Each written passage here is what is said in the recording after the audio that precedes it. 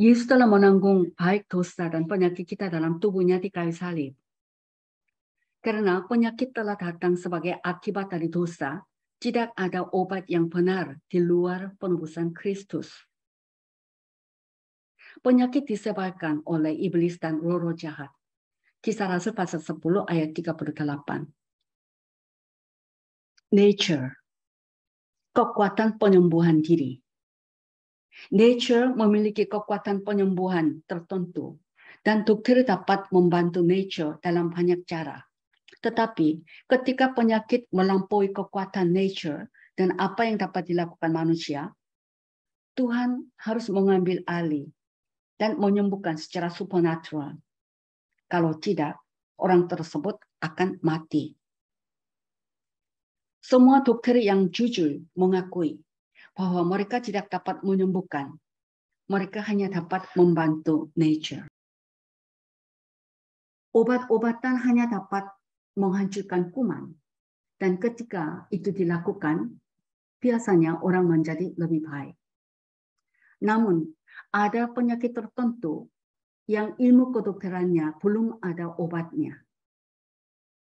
Tidak ada obat khusus yang telah dikembangkan untuk menyembuhkan setiap penyakit atau membunuh setiap kuman. Ada kalanya bantuan dokter tidak ada gunanya. Di sisi lain, Tuhan dapat membunuh setiap kuman, menyembuhkan setiap penyakit, dan sepenuhnya memperbaiki tubuh terlepas dari masalahnya.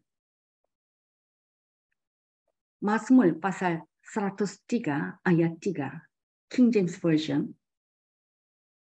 Who forgive us all thy iniquities, who heals all thy diseases. Yang mengampuni segala kesalahanmu, yang menyembuhkan segala penyakitmu. Ini akan dilakukan oleh Allah hanya atas dasar penebusan ketika doa yang benar, pengakuan dosa, dan iman dalam darah Kristus telah dilakukan. Ada ayat-ayat yang membuktikan bahwa Kristus telah menanggung dosa dan penyakit semua orang dalam tubuhnya di kayu salib. Matius 8 ayat 16 dan ayat 17. Menjelang malam, dibawalah kepada Yesus banyak orang yang kerasukan setan. Dan dengan sepatah kata, Yesus mengusir roh-roh itu dan menyembuhkan orang-orang yang menderita sakit. Menyembuhkan orang-orang yang menderita sakit. Dalam New King James Version, healed all who were sick. Menyembuhkan semua orang yang menderita sakit. Ayat 17. Hal itu terjadi supaya genaplah firman yang disampaikan oleh Nabi Yesaya. Dialah yang memikul kelemahan kita dan menanggung penyakit kita. Ayat ini diambil dari Yesaya pasal 53. Yesaya pasal 53 ayat 3a. Ia dihina dan dihindari orang, seorang yang penuh kesengsaraan dan yang biasa menderita kesakitan. Seorang yang penuh kesengsaraan. Dalam Dr. Young's literal translation, a man of pains, seorang kesakitan. Kesakitan, kata kesakitan dalam bahasa Ibrani, Marco. Acquainted with sickness, yang mengenal dengan penyakit. Penyakit dalam bahasa Ibrani, choli. Yesaya 53 ayat 4 dalam Dr. Young's translation. Sekarang kita bahas dengan terjemahan Dr. Young's translation. Surely our sicknesses he has borne, and our pains he has carried them. And we have esteemed him plagued, smitten of God and afflicted. Surely our sicknesses he has borne. Sesungguhnya penyakit kitalah yang telah ditanggungnya. Penyakit dalam bahasa Ibrani, choli. And our pains he has carried them. Dan kesakitan kita yang telah dipikulnya. Kesakitan dalam bahasa Ibrani, makop. And we have esteemed him plagued. Dan kita telah menganggap dia kena tulah. Smitten of God and afflicted. Dipukul Allah dan menderita. Jadi kalau saya bacakan seluruhnya dengan Dr. Young's Literal Translation, sesungguhnya penyakit kitalah yang telah ditanggungnya dan kesakitan kita yang telah dipikulnya. Dan kita telah menganggap dia kena tulah, dipukul Allah dan menderita. Kristus telah ditulai Allah dengan penyakit kita. Kristus telah menderita dengan kesakitan kita. Yesaya 53 ayat 5. And he is pierced for our transgressions, bruised for our iniquities. The chastisement of our peace is on him, and by his bruise there is healing to us. Dan dia ditikam, ditusuk oleh karena pemberontakan kita. Dia diromukkan oleh karena kejahatan kita. Ganjaran yang mendatangkan damai sejahtera bagi kita ditimpakan kepadanya. Dan oleh romuknya ada kesembuhan bagi kita.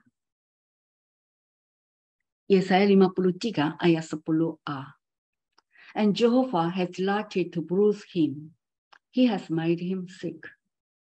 Jehovah senang meremukkan dia. Dia, itu Allah, membuat dia, itu Mesias, sakit. Allah membuat Mesias sakit. Sakit dalam bahasa Ibrani, choli. Rasul Petrus mengungkapkan kebenaran yang sama sebagai berikut. Ia sendiri telah memikul dosa kita di dalam tubuhnya di kayu salib, supaya kita yang telah mati terhadap dosa hidup untuk kebenaran. Oleh biluru-bilurunya kamu telah sembuh. 1 Petrus pasal 2 ayat 24. Biluru-bilurunya dalam bahasa Yunani romuk. Jadi oleh romuknya kamu telah sembuh. Ayat-ayat itu berarti bahwa di kayu salib Kristus menyembuhkan semua orang yang mau percaya bahwa dia telah mengambil rasa sakit dan penyakit kita dalam tubuhnya sendiri di kayu salib. Agar kita tidak harus melanjutkan rasa sakit dan penyakit setelah kita ditebus. Kristus diromukkan, dipukuli, dilukai untuk menyembuhkan tubuh kita.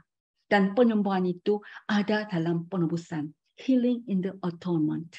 Healing in the atonement. Jadi jelaslah bahwa semua dosa dan penyakit kita telah diampuni dan disembuhkan di kayu salib. Dan kesembuhan datang dari salib kepada semua orang percaya.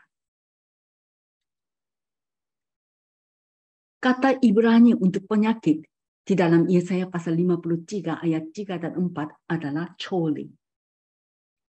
Dan kata choli, yaitu penyakit, tidak pernah digunakan untuk penyakit rohani. Yang menurut beberapa pengkhotbah adalah satu-satunya jenis penyakit yang ditutupi oleh penebusan. Kata Ibrani untuk kesengsaraan dalam Yesaya 53 ayat 3 dan 4 adalah makop. Dan makop diterjemahkan rasa sakit. Kata makop berasal dari kata dasar ka, yang berarti merasa sakit. Kata Ibrani untuk ditanggungnya dan dipikulnya dalam Yesaya pasal 53 ayat 4 berarti mengangkat, membawa pergi, memindahkan, memikul tanggung jawab sendiri, dan menderita apa yang menjadi tanggung jawab seseorang. Ini tentu mengajarkan bahwa Kristus telah menanggung dalam tubuhnya sendiri di kayu salib penderitaan yang disebabkan oleh dosa dan pemberontakan manusia. Kristus menjadi dosa karena dosa kita, agar kita diselamatkan dari dosa-dosa kita. Kristus menjadi sakit karena penyakit kita, agar kita dapat disembuhkan dari semua penyakit kita. Mengajarkan bahwa penyembuhan tidak ada dalam penebusan, berarti membuat salib Kristus tidak berpengaruh sejauh menyelamatkan manusia dari penderitaan yang disebabkan oleh dosa. Kristus menjadi pengganti kita untuk penyakit, seperti yang Dia lakukan untuk dosa. Kristus telah menghapus dosa dan penyakit dalam tubuhnya sendiri di kayu salib, agar kita bebas dari keduanya.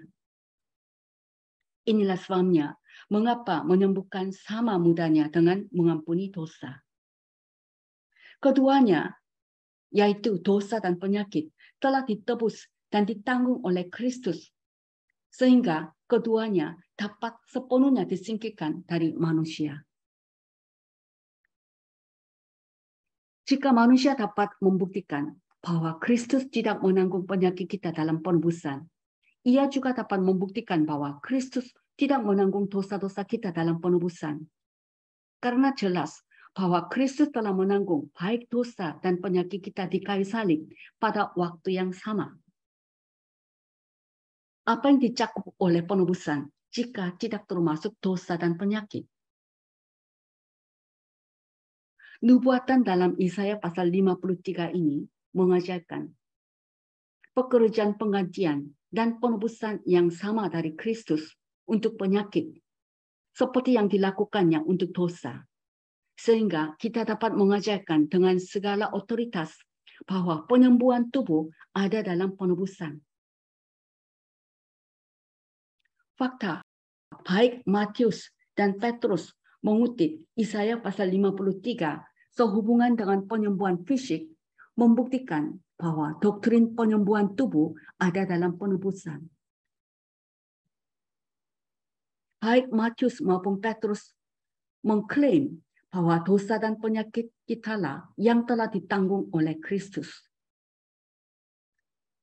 Ketika seseorang mengambil ke atas dirinya sendiri apa yang harus ditanggung oleh orang lain, itu adalah substitusi, penggantian. Oleh karena itu, menanggung penyakit adalah bagian karya penebusan Kristus.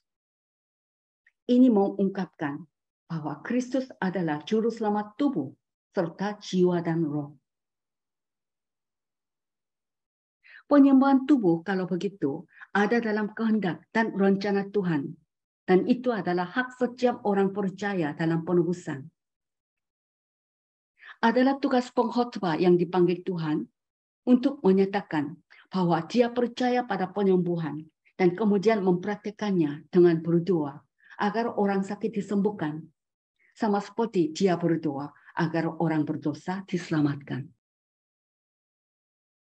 Mengapa menanggung dalam tubuh kita apa yang telah ditanggungkan Kristus bagi kita? Jika Kristus memang menanggung dosa dan penyakit kita di dalam tubuhnya sendiri, maka kita tidak perlu menanggungnya lagi. Sebenarnya, tujuan Kristus menanggung dosa kita dan penyakit kita adalah untuk mengambilnya dari kita, bukan untuk memungkinkan kita berbuat dosa dan sakit. Dalam kitab Yesaya pasal 53 ayat 5, 6, dan 11, kita membaca, Dia diremukkan oleh karena kejahatan kita. Tuhan telah menimpakan kepadanya kejahatan kita sekalian. Kejahatan mereka Dia pikul. Kata Ibrani untuk kejahatan adalah evan, yang berarti jahat, dosa, dan hukuman. Tuhan telah meletakkan di atas Kristus hukuman bagi kita semua. Dan ini secara harfiah berarti penyakit dan semua akibat atau hukuman atas dosa. Kata kejahatan diterjemahkan hukuman dalam Kejadian pasal 4 ayat 13 dan Ayub pasal 19 ayat 29. Kejadian pasal 4 ayat 13. Kata Kain kepada Tuhan, hukumanku lebih besar daripada yang dapat kutanggung. Dalam ayat ini, kata hukuman dalam bahasa Ibrani, evan. Ayub pasal 19 ayat 29. Takutlah kepada pedang, karena kegeraman mendatangkan hukuman pedang, agar kamu tahu bahwa ada pengadilan. Kata hukuman dari hukuman pedang dalam bahasa Ibrani adalah ephon. Jika Kristus telah menanggung segala dosa, Kristus juga telah menanggung semua hukuman atas dosa. Dan karena itu, semua manusia dapat bebas dari hukuman dosa. Penyakit adalah hukuman atas dosa, sebagaimana jelas dari Kejadian pasal 20 dan Keluaran pasal 15 ayat 26 dan Imamat pasal 26, Ulangan pasal 28 dan Isaya pasal 58. Jika Kristus telah menanggung semua hukuman kita, ini pasti termasuk penyakit. Oleh karena itu, mengingat penebusan Kristus atas dosa dan penyakit kita, pertanyaan besarnya adalah, mengapa orang Kristen sakit? Mengapa orang Kristen sakit? Jika orang Kristen tidak harus menanggung penyakit yang telah ditanggung Kristus bagi mereka, lalu mengapa orang Kristen menderita sakit? Alasan sederhananya adalah karena mereka belum mengetahui kebenaran yang membebaskan mereka.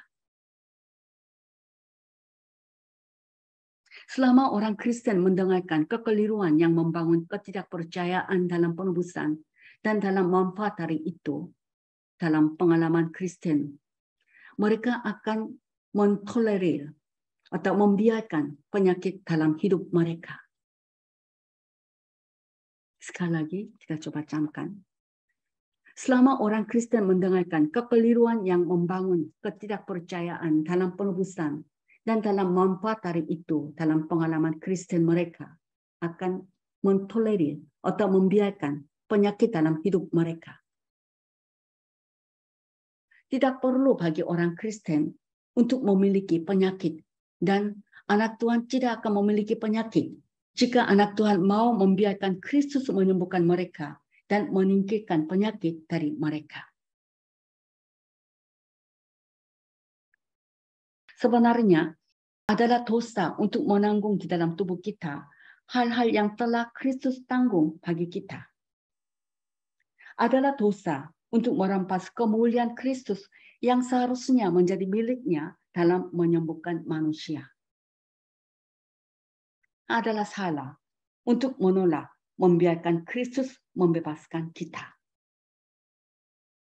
Pekerjaannya di kayu salib tidak berarti apa-apa bagi kita sejauh menyangkut tubuh, sampai kita membiarkan Kristus menyembuhkan kita.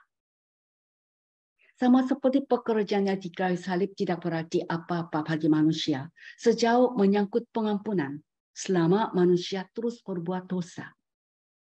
Dengan kata lain, bagian dari pekerjaan Kristus yang gagal dia ambil oleh manusia untuk diri mereka sendiri. Bagian dari penebusan itu tidak berarti apa-apa bagi mereka. Akankah kita dengan demikian membatasi penebusan Kristus dan menolak untuk menerima manfaat penuh dari salib? Haruskah kita percaya bahwa kita dapat memperoleh sebagian dari manfaat yang untuknya Kristus mati dan tidak semuanya? Haruskah kita mengatakan bahwa Kristus mati untuk membebaskan kita dari semua hukuman dan konsekuensi dosa, kecuali penyakit? Haruskah kita percaya bahwa pekerjaan Kristus tidak lengkap dan bagian dari hukuman kita akan dibayar oleh orang lain di kemudian hari? Akankah kita percaya bahwa Tuhan hanya ingin menebus jiwa dan bukan tubuh? Singkirkan konsep penebusan yang salah seperti itu. Yesus pergi ke kayu salib dengan seluruh roh, jiwa, dan tubuhnya untuk menebus roh, jiwa, dan tubuh semua orang yang berada di bawah kutukan hukum yang dilanggar. Setiap jenis dosa, penyakit, kegagalan, dan kebutuhan dipenuhi sepenuhnya oleh Kristus di kayu salib. Rasul Paulus menyatakan bahwa orang percaya itu lengkap di dalam Kristus. Kolose pasal 2 ayat 10, saya bacakan dalam New King James Version. You are complete in Him. Kamu lengkap di dalam Dia. Haleluya. Kita berdoa. Allah Bapa, kami mengucap syukur atas kebenaran bahwa Kristus telah menanggung dosa dan penyakit kita di kayu salib dalam tubuhnya sendiri. Bukan saja menanggung dosa kita, tetapi penyakit dan kesakitan kita juga Yesus telah tanggung di kayu salib untuk semua orang.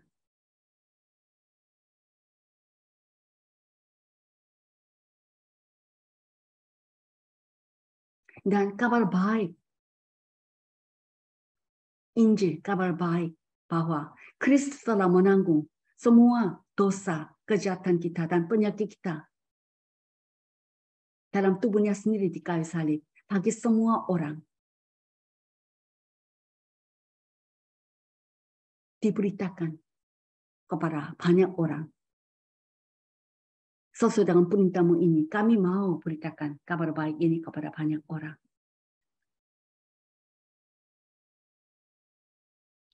Ketika Tuhan Yesus berada di atas bumi, belas kasihan Tuhan telah menyembuhkan semua orang yang datang kepadanya. Bahkan setelah Yesus bangkit, naik ke surga, sekarang sebagai pelayanan imam besar di sebelah kanan Allah Bapa. Sekarang ini juga belas kasihan Tuhan atas orang-orang sakit tidak berubah. Terima kasih Bapa. Kami semua mau menjadi pelayan-pelayan kesembuhan, pelayan-pelayan penyembuhan. Pakailah hidup kami.